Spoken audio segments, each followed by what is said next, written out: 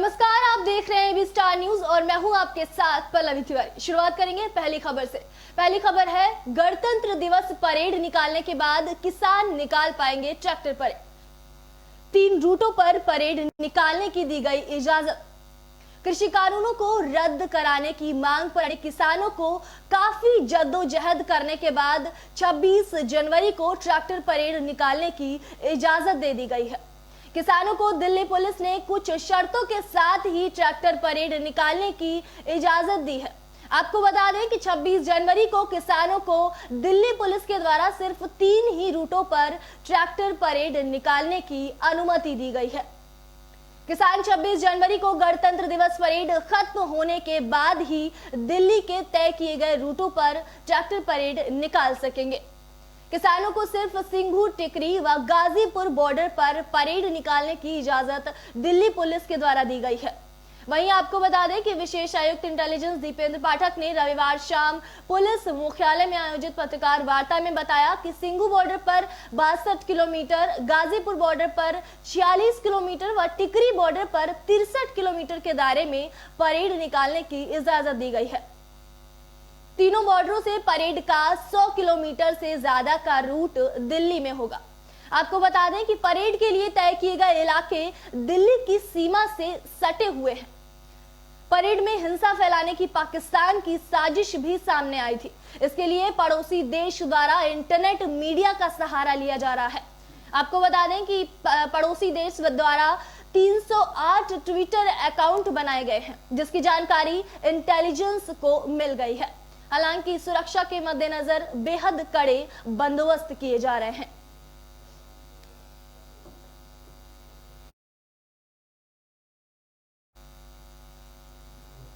भारत चीन के बीच 15 घंटे लगातार चली मैराथन बैठक, तनाव कम करने पर दिया जोर। करीब 2.5 महीने के अंतराल के बाद भारत और चीन की सेनाओं ने रविवार को कोर कमांडर स्तर की 9वें दौर की वार्ता की। इसका उद्देश्य पूर्वी लद्दाख में टकराव वाले सभी स्थानों से सैनिकों को हटाने की प्रक्रिया पर आगे बढ़ाना था। आपको बता दें कि पूर्वी लद्दाख में वास्तविक नियंत्रण रेखा यानी कि LAC के चीन की ओर स्थित मोल्डो में सुबह 11 बजे शुरू हुई मैराथन बैठक देर रात 2:30 बजे खत्म हुई। इस दौरान भारत ने एक बार फिर साफ कर दिया कि क्षेत्र में तनाव कम करने की पूरी जिम्मेदारी चीन पर ही है। इससे पहले 6 नवंबर को हुई 8वें दौर की वार्ता में दोनों पक्षों ने टकराव वाले खास स्थानों से सैनिकों को पीछे हटाने पर व्यापक चर्चा की थी। वहीं आपको बता दें कि वार्ता में भारतीय प्रतिनिधि मंडल का नेतृत्व लेह स्थित 14वीं कोर के commander lieutenant general PGK Menon कर रहे हैं। वहीं भारत लगातार यह कहता आ रहा है कि क्षेत्र में टकराव वाले सभी स्थानों से सैनिकों को वापस बुलाने की प्रक्रिया को आगे बढ़ाने और तनाव को कम करने की जिम्मेदारी चीन की है। कोर कमांडर स्तर की 7वें दौर की वार्ता 12 अक्टूबर को हुई थी, जिसमें चीन ने पैंगोंग झील के दक्षिणी तट के आसपास सामरिक महत्व के अत्यधिक ऊंचे स्थानों से भारतीय सैनिकों को हटाने पर जोर दिया था। आपको बता दें कि भारत ने टकराव वाले सभी स्थानों से सैनिकों की वापसी की प्रक्रिया एक ही समय पर शुरू करने की बात की थी। आपको बता दें, करीब 2.5 महीने के अंतराल के बाद भारत और चीन के बीच यह बैठक हुई है। इसका उद्देश्य पूर्वी लद्दाख में टकराव वाले सभी स्थानों से सैनिकों को हटाने की प्रक्रिया पर आगे बढ़ना था। पूर्वी लद्दाख में वास्तविक नियंत्रण रेखा के चीन की ओर स्थित मोल्डो में सुबह 11 बजे शुरू हुई मैराथन बैठक देर रात 2:30 बजे खत्म हुई। इस दौरान भारत ने एक बार फिर साफ कर दिया कि क्षेत्र में तनाव कम करने की पूरी जिम्मेदारी चीन पर ही है। आपको बता दें कि इससे पहले 6 नवंबर को हुई 8वें दौर की वार्ता में दोनों पक्षों ने टकराव वाले खास स्थानों से सैनिकों को पीछे हटाने पर व्यापक चर्चा की थी।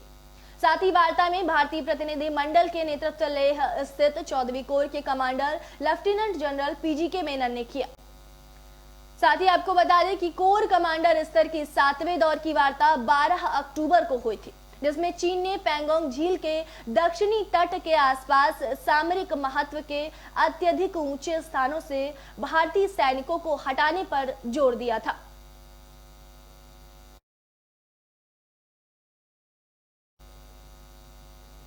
वहीं आपको बता दें, कई राज्यों में कोहरा बना मुसीबत। आपको बता दें कि कई राज्यों में घना कोहरा छाया रहा। बर्फीली हवाओं का कहर लगातार जारी है। घना कोहरा, कड़ाके की ठंड और शीतलहर से पूरा उत्तर भारत परेशान है। पिछले दिनों से लगातार सुबह शाम के वक्त हरियाणा, यूपी, दिल्ली समेत अधिकतर राज्यों में घना कोहरा दर्ज किया जा रहा है। इस घने कोहरे के चलते लोगों के कार्य करने में भी दिक्कतें आ रही हैं। आपको बता दें कि पहले ही कड़ाके की ठंड और शीतलहर ने कई शहरों का पारा गिरा दिया है। वहीं पहाड़ी इलाकों में हो रही बर्फबारी से मैदानी इलाकों में बर्फीली हवाएं कहर ढा रही हैं। हिमाचल प्रदेश, जम्मू कश्मीर में पर्यटक एक भारी बर्फबारी का लुत्फ उठाने भी पहुंच रहा है। साथ ही आपको बता दें कि बढ़ रही ठंड से कई राज्यों का न्यूनतम पारा भी गिर गया है। मौसम विभाग ने अभी आने वाले दिनों में ऐसा ही मौसम बने रहने की आशंका जताई है। यही नहीं, कोहरा, हिमपात और शीतलहर के बीच देश के कई राज्यों में बारिश की आशंका भी जताई जा रही है। बारिश का पूर्वानुमान यूपी के मेरठ और झारखंड के धनबाद सहित कई जगहों पर लगाया गया है। आज यानी कि सोमवार के लिए मौसम विभाग द्वारा जारी किए गए पूर्वानुमान के मुताबिक आज सुबह के वक्त के लिए घने कोहरे के साथ दिन में आसमान साफ रहने की भविष्यवाणी की गई थी। यही नहीं, कुछ इलाकों में ज्यादा ठंडक भी पड़ सकती है। अधिकतम और न्यूनतम तापमान क्रमशः 17 और 6 डिग्री सेल्सियस रहने की बताई गई है। पिछले दिनों से लगातार सुबह शाम के वक्त हरियाणा, यूपी, दिल्ली समेत अधिकतर राज्यों में घना कोहरा दर्ज किया जा रहा है। इस घने कोहरे के चलते लोगों के कार्य करने में भी काफी दिक्कतें आ रही हैं। साथ ही लोगों को निकलने में भी काफी दिक्कतें आ रही हैं। पहले ही कड़ाके की ठंड और शीतलहर ने कई शहरों का पारा गिरा दिया है। वहीं पहाड़ी इलाकों में हो रही बर्फबारी से मैदानी इलाकों में बर्फीली हवाएं कहर ढा रही हैं।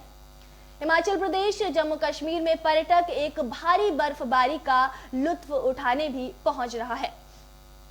वहीं आपको बता दें कि बढ़ रही ठंड से कई राज्यों का न्यूनतम पारा भी गिर रहा है। मौसम विभाग ने अभी आने वाले दिनों में ऐसा ही मौसम बने रहने की आशंका जताई है। यही नहीं, कोहरा, हिमपात और शीतलहर के बीच देश के कई राज्यों में बारिश की आशंका भी जताई जा रही है। बारिश का पूर्वानुमान यूपी के मेरठ और झारखंड के धनबाद सहित कई जगहों पर लगाया गया है।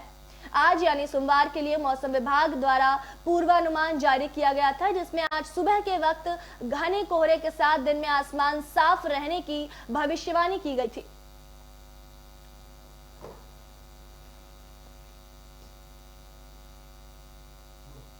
राजद प्रमुख लालू प्रसाद यादव की सेहत में हल्का सा सुधार नजर आ रहा है। जी हां, लालू प्रसाद यादव की सेहत में हल्का सुधार नजर आ रहा है। दिल्ली के स्थित एम्स में भर्ती हैं। राष्ट्रीय जनता दल सुप्रीमो लालू प्रसाद यादव दिल्ली के अखिल भारतीय आयुर्विज्ञान संस्थान के क्रिटिकल केयर यूनिट में भर्ती हैं। बीती रात उनकी गंभीर स्थिति को देखते हुए उन्हें रांची के रिम्स से एयर एम्बुलेंस द्वारा दिल्ली भेजा गया। आपको बता दें कि दिल्ली एम्स में विशेषज्ञ डॉक्टरों की टीम उनका इलाज कर रही है। उनके स्वास्थ्य को लेकर बिहार में पार्टी के नेता कार्यकर्ता से लेकर समर्थक तक चिंतित हैं। उन्हें अपने नेता के स्वास्थ्य को लेकर एम्स की मेडिकल बुलेटिन का इंतजार है। इसी बीच एक गुड न्यूज आई है कि लालू की सेहत में बीती रात से हल्का सुधार आया है। आपको बता दें कि चारा घोटाला में सजा पाए लालू प्रसाद यादव लंबे समय से रांची के होटवार जेल में कैद हैं। बीमारी के कारण उनका इलाज रांची के रिम्स में चल रहा था। वे हृदय रोग, किडनी रोग, डायबिटीज और ब्लड प्रेशर जैसी कई बीमारियों से ग्रसित हैं। डॉक्टरों के अनुसार उन्हें कुल 16 बीमारियां बताई गई हैं। इस बीच गुरुवार को अचानक उनकी तबीयत बिगड़ गई। जांच के दौरान उनके फेफड़ों में संक्रमण, निमोनिया और हृदय संबंधी गंभीर स्थिति पाई गई। इसके बाद रिम्स के मेडिकल बोर्ड ने उन्हें दिल्ली एम्स रेफर कर दिया। दिल्ली एम्स के हृदय रोग विभाग के क्रिटिकल केयर यूनिट में उन्हें शनिवार की देर रात भर्ती किया गया। आपको बता दें कि उनकी कई प्रकार की बीमारियों को देखते हुए इलाज के लिए देर रात विशेषज्ञ डॉक्टरों की टीम बनाई गई। वहीं लालू परिवार से जुड़े सूत्र बताते हैं कि लालू प्रसाद यादव की सेहत में हल्का सुधार आया है। उन्होंने रात का खाना खाया था, रविवार की सुबह भी उन्होंने नाश्ता किया। फिलहाल उनकी हालत स्थिर बताई जा रही है। उम्मीद है कि एम्स प्रशासन कभी भी लालू प्रसाद यादव के स्वास्थ्य की मेडिकल बुलेटिन जारी कर सकता है।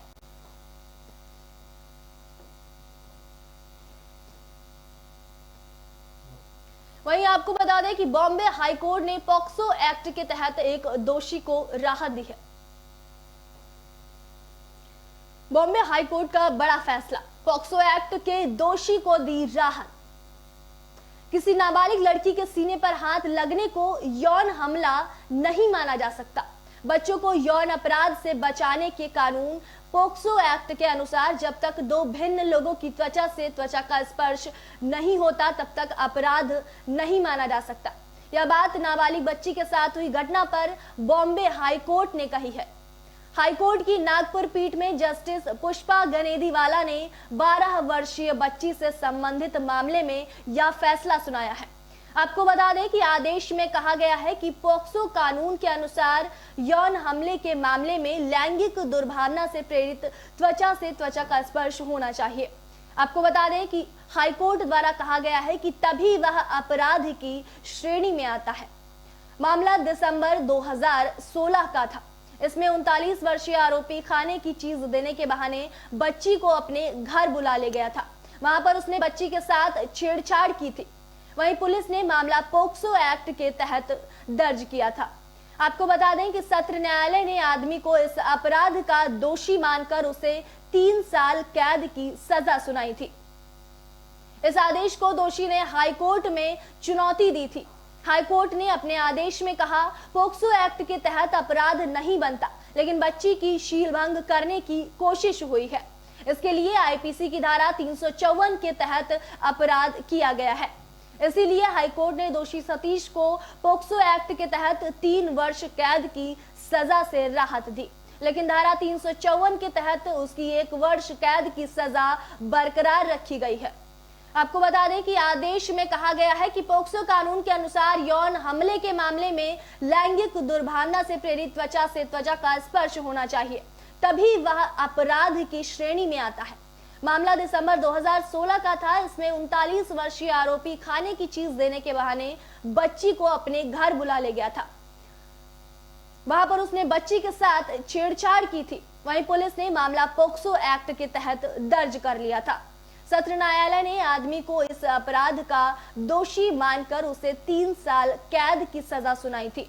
इस आदेश को दोषी ने हाईकोर्ट में चुनौती दी थी। वहीं आपको बता दें कि बॉम्बे हाईकोर्ट ने अपने आदेश में कहा, पॉक्सो एक्ट के तहत अपराध नहीं बनता, लेकिन बच्चे की शील भंग करने की कोशिश की गई है। इसके लिए आईपीसी की धारा 354 के तहत अपराध किया गया है। इसलिए हाईकोर्ट ने दोषी सतीश को पॉक्सो एक्ट के तहत 3 वर्ष कैद की सजा से राहत दी है, लेकिन धारा 354 के तहत उसकी 1 वर्ष कैद की सजा बरकरार रखी गई है।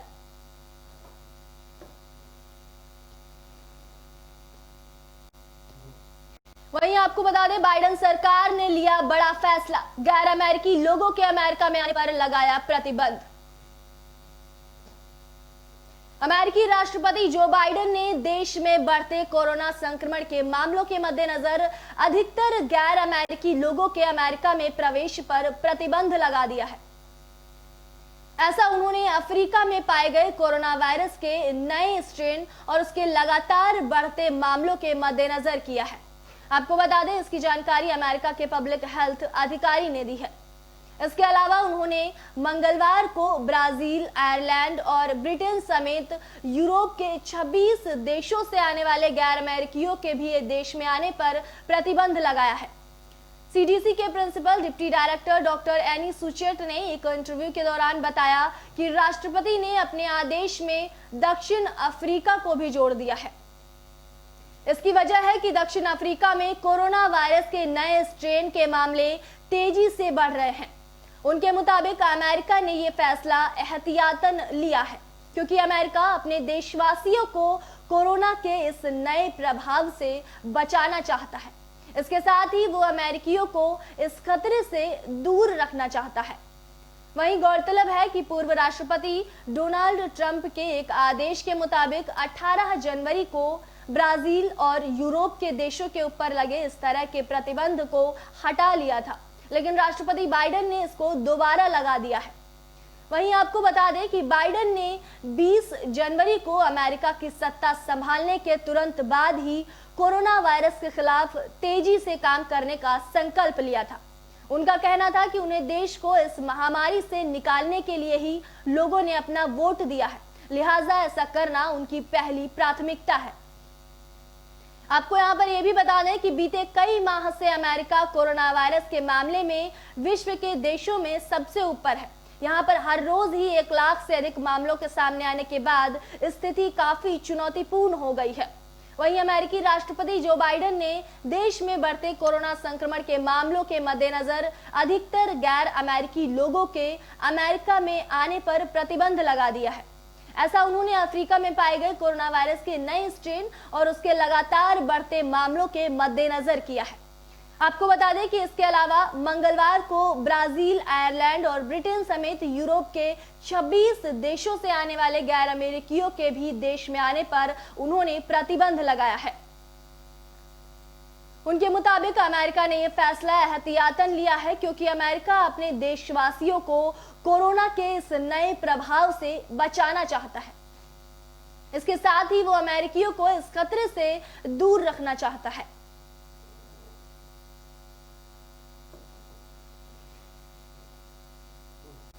खबर पंजाब के अमृतसर से है। अमृतसर में शहीदों का स्मारक बनेगा।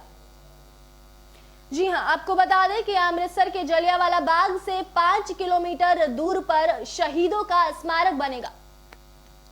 जलियांवाला बाग में 13 अप्रैल 1919 को शहीद हुए सैकड़ों लोगों की याद में शानदार स्मारक बनाया जाएगा। जलियांवाला बाग से 5 किलोमीटर दूर यह स्मारक बनाया जाएगा। आपको बता दें कि शहादत के 102 साल बाद पंजाब सरकार की ओर से बनाए जाने वाले स्मारक के निर्माण पर 3.5 करोड़ रुपए की लागत आने का अनुमान है। स्मारक के पास सभी शहीदों के नाम भी लिखे जाएंगे। आपको बता दें कि इस स्मारक का नाम अमृत आनंद बाग रखा जाएगा। पंजाब के मुख्यमंत्री कैप्टन अमरिंदर सिंह शहीदों के स्मारक का आज नींव पत्थर रखेंगे। वहीं तय योजना के अनुसार अगले 4 महीने में स्मारक बनकर तैयार हो जाएगा। आपको बता दें कि स्मारक के निर्माण पर 3 करोड़ 5 लाख रुपए की लागत आने का अनुमान है। इसके लिए सभी तैयारियां पूरी कर ली गई हैं। साथ ही आपको बता दें 4 महीने में स्मारक बनकर तैयार हो जाएगा।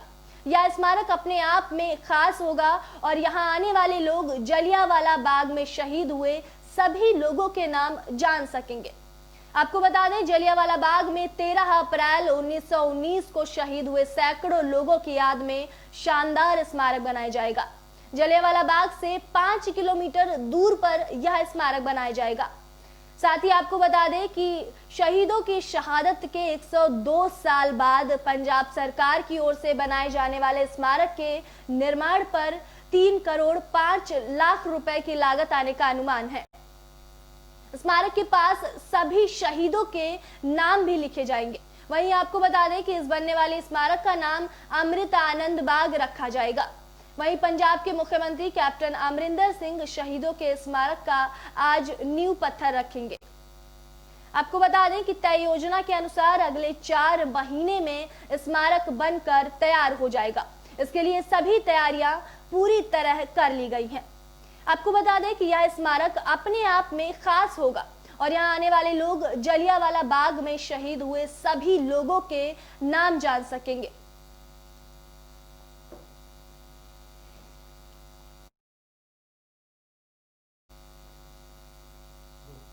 इसी के साथ ही अभी के लिए खबरों में इतना ही। फिलहाल देश और दुनिया की तमाम बड़ी खबरों के लिए देखते रहिए AB स्टार न्यूज। नमस्कार।